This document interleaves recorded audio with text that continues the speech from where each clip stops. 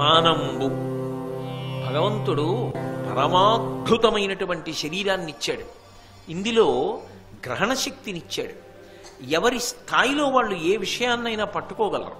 ఒకడు ఒక్కసారి వింటే పట్టుకుంటాడు, ఒకడు 2 సార్లు వింటే పట్టుకుంటాడు, ఒకడు 5 సార్లు వింటే పట్టుకుంటాడు, ఒకడు 10 మాటలు వింటే పట్టుకుంటాడు, ఒకడు బాగా జ్ఞాపకం తెచ్చుకుంటూ ఉంటే గుర్తుంటుంది, ఒకడికి ప్రయత్నం లేకుండా అనుకున్నప్పుడు జ్ఞాపకానికి వచ్చేస్తుంది. అది దేనికి వాడుకోవాలి అంటే ఎప్పుడూ కూడా భగవత్ సంబంధమైన సాత్వికమైన విషయ పరిజ్ఞానాన్ని పొందడానికి నిరంతరం వాడుకోవాలి తప్ప శరీరాన్ని సంతోషపెట్టడానికి మత్తు అలవాటు కాకూడదు. మత్తుగా ఉండడం చేత, ఇంద్రియములను మత్తెక్కించడం చేత సంతోషపడే ప్రయత్నము చెయ్యరాదు. మద్యపానం చేయడం వల్ల ఏమవుతుంది అంటే శరీరమునకు ఒక రకమైన మత్తు ఆవహిస్తుంది. ఆ మత్తు ఉన్మాదమైపోయింది అనుకోండి, ఒక పంది మురుగుడు గుంటలో ఎలా పడిపోతుందో అలా పడిపోవడానికి కూడా వెనుకాడడు. ఒక కుక్క భూమి మీద ఎలా పొరలాడుతుందో అలా పొరలాడడానికి కూడా వెనకాడడు. తనని కట్టుకున్న ఇల్లాలు అని కూడా చూడకుండా హింస చెయ్యగలడు. కడుపున పుట్టిన బిడ్డ అని కూడా చూడకుండా హింసించగలడు. ఇది రోగానికి దాచుకున్న డబ్బు అని చూడకుండా ఆ వ్యసనంలో పట్టుకెళ్ళిపోయి వాడగలడు. అదంటూ మొదలవ్వాలి. కానీ ఆ తర్వాత సర్వభ్రష్టత్వానికి ఎంత దూరం వెళ్ళాలో అన్నిటికీ కావలసినంత వ్యవస్థ అందులో ఉంటుంది. అది కేవలం మత్తు కాదు.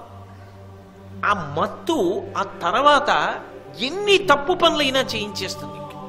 ఇక ఆ తర్వాత ఆగలేడు, అది పొందకుండా ఉండలేడు. అది శరీరమునకు ప్రాథమిక అవసరమై నువ్వు సర్వనాశనమైపోతావు, దీనివల్ల నీ జీవితం పోతుంది, మరణిస్తావని చెప్పినా సరే మరణించినా పర్వాలేదు కానీ అది సేవించకుండా మాత్రం ఉండలేడు.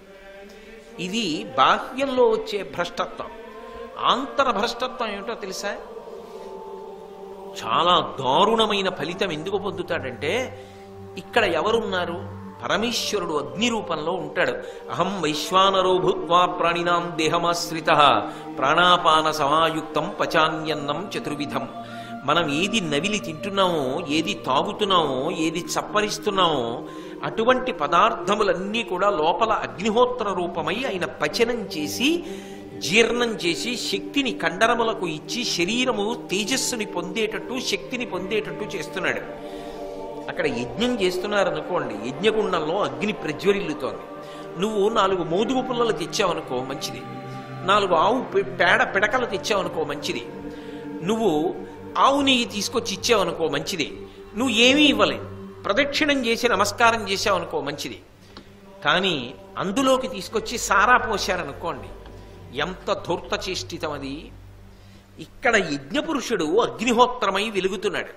వెలుగుతున్నప్పుడు ఇందులోంచి లోపలికి సారా పోశాడనుకోండి, వీడేదో ఒక రోజున శరీరం విడిచిపెడతాడుగా, ఎప్పటికీ చిరంజీవిగా ఉండిపోడుగా. విడిచిపెట్టిన తర్వాత జీవుడు వెళ్ళి పరమాత్మ ముందు నిలబడాలిగా. ఆయనని బోకరించలేవుగా, ఆయన ముందు అబద్ధాలు చెప్పలేవుగా. నేను నీలో ఉండి జీర్ణం చేసి నీకు శక్తినిచ్చి బ్రతికిస్తే నువ్వు ఏం పోశావు నాలో? యజ్ఞకుండంలో తీసుకెళ్లి మధ్యమాంసములను వేసినటువంటి తాటక, మారీచులు మొదలైన వాడి కన్నా నువ్వు ఏ విధంగా భిన్నం అని పరమేశ్వరుడు అడిగితే ఏం జవాబు చెప్తాడు? నీకెందుకు మనుష్య శరీరం? అందులో ఏం వెయ్యాలో ఏం వెయ్యకూడదో నీకు తెలీదు, ఇంకెందుకు? నువ్వు యజ్ఞం చేయకపోతే పీడాపోయేది. కానీ లోపల నేనున్నానని తెలిసి నువ్వేం పోసావు? దేనికి ఇంకా నీకు అసలు మనుష్య శరీరం అన్ననాడు ఎటువంటి శరీరాన్ని పొందుతాడు?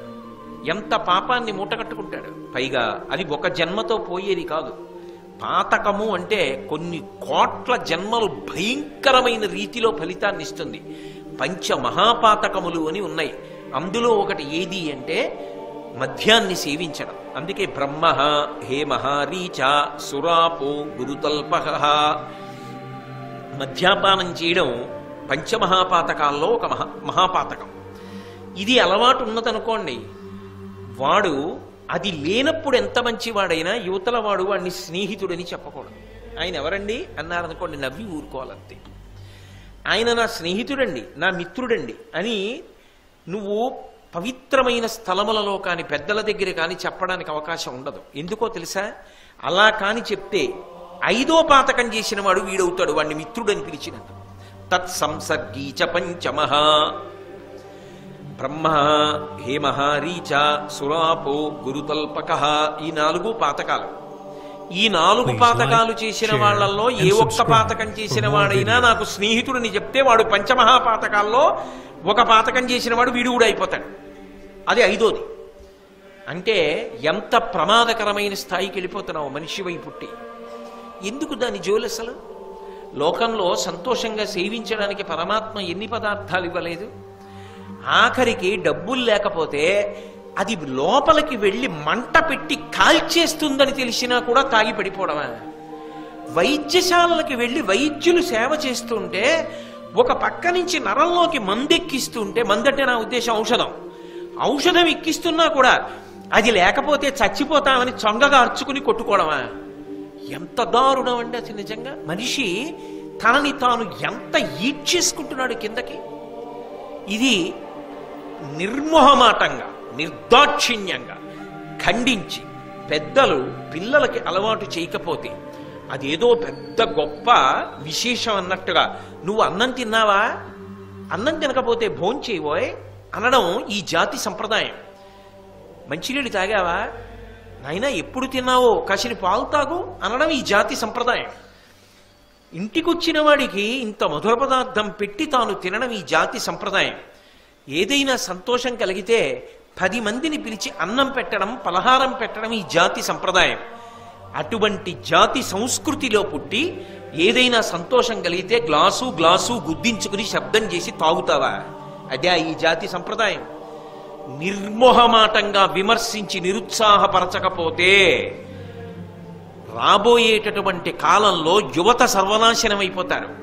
దానికి బాధ్యులు కాకుండా ఉండాలి అంటే ఈ విషయంలో మొహమాట పడవలసిన అవసరం లేకుండా తల్లిదండ్రులు, సమాజంలో పెద్దలు విదురుడి యొక్క మార్గంలో ప్రయాణం చేసి విదురుడు చెప్పిన విషయాన్ని నిర్మోహమాటంగా చెప్పవలసి ఉంటుంది.